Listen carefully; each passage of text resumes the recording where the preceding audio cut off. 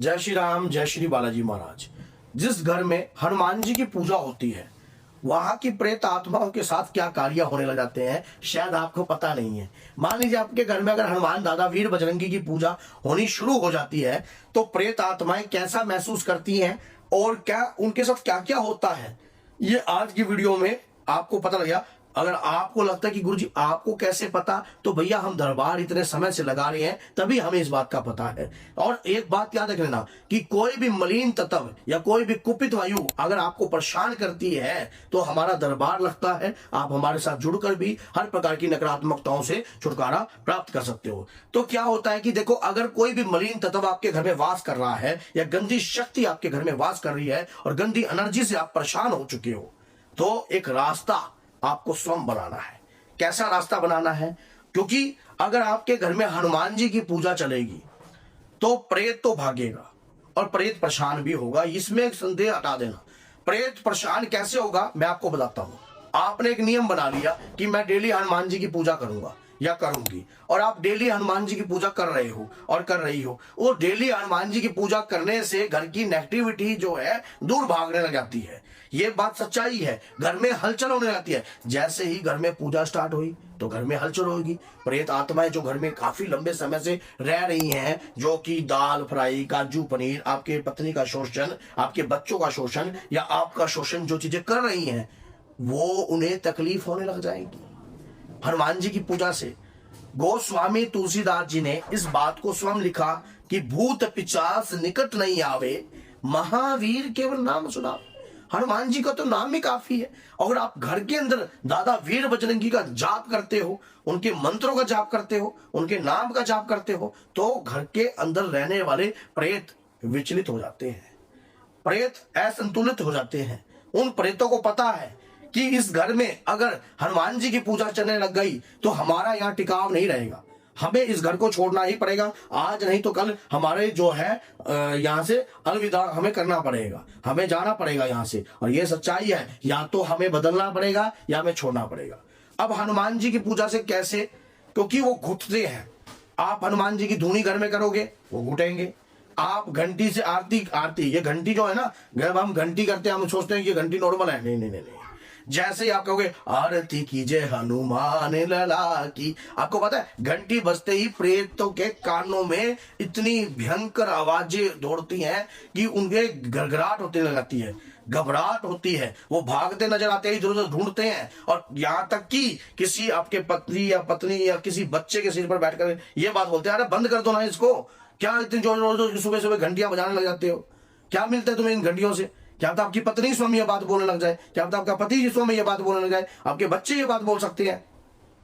फिर सुबह सुबह अगर आप हरि का नाम या भजन कीर्तन कुछ भी घर में चलाते हो, बच्चों के ऊपर सबसे ज्यादा नकारात्मकता पकड़ती है बच्चों को, क्योंकि उनके शरीर में एक आलस्य होता है। उस आलस्य में प्रेत का वास अपने आप होने लग जाता है। शरीर पर बैठा हुआ प्रेत कहता है भाई ये शरीर मेरे को पसंद है क्योंकि ये आलस्य है और ये शरीर के अंदर मेरा वास जो है अच्छे तरीके से रहेगा, और वो उसके शरीर में प्रवेश करने की कोशिश करता है। और अब वो बच्चा आपका जिद्दी होने लगता है, अड़ियल होने लगता है, पूजा पाठ को स्वीकार नहीं करता है, सुबह उठकर नहाएगा नहीं और भी ऊंचे ऊंचे जवाब देगा, क्यों? उसके शरीर पर प्रेत आने लग गया है। लेकिन आपको इस बात की कोई चिंता नहीं, क्योंकि आपको दिखाई नहीं दे रहा ना, वो दिखाई नहीं दे रहा। हनुमान जी की पूजा गलती से भी घर में बंद मत कर देना। धरती पे ये देव नहीं है, निराला देव है, ये बात याद है। कलयुग तेरे नाम है, ये मेरा वरदान है। प्रभु श्री राम का नाम स्वयं प्रभु श्री राम ने सरयू नदी में जब अपने देह का त्याग कर रहे थे प्रभु, तो स्वयं कहा था कि कलयुग के अंत तक आप मेरा इंतजार करना, मैं कल की रूप में आऊंगा। तो एक बात आप सोच के देखिए, और ये बात सच्चाई है। आज भी हनुमान जी प्रभु राम के नाम का इंतजार कर रहे हैं कि प्रभु कब धरती पर कल के रूप में आएंगे और मैं इस देख से फिर प्रभु की भक्ति कर पाऊंगा और उस रूप को देख पाऊंगा।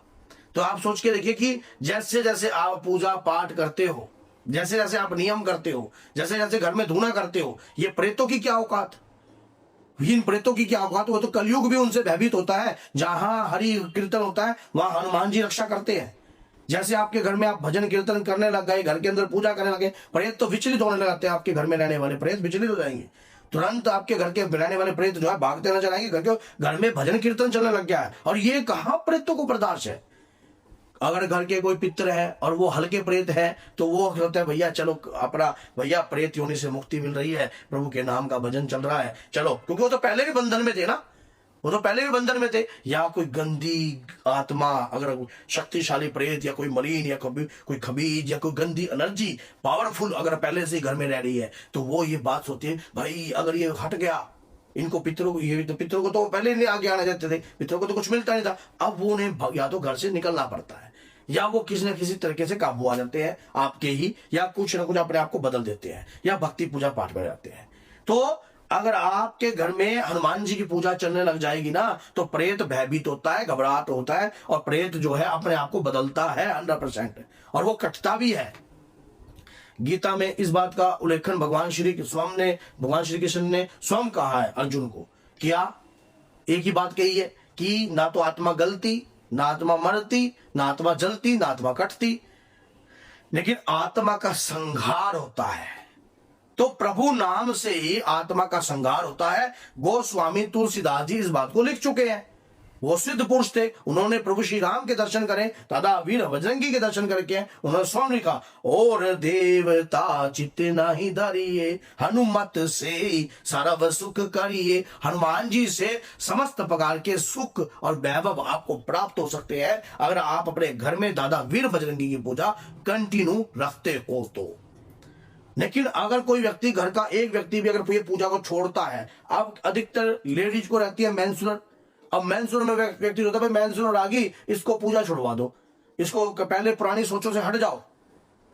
लेडीज को कभी भी पूजा नहीं छोड़नी चाहिए।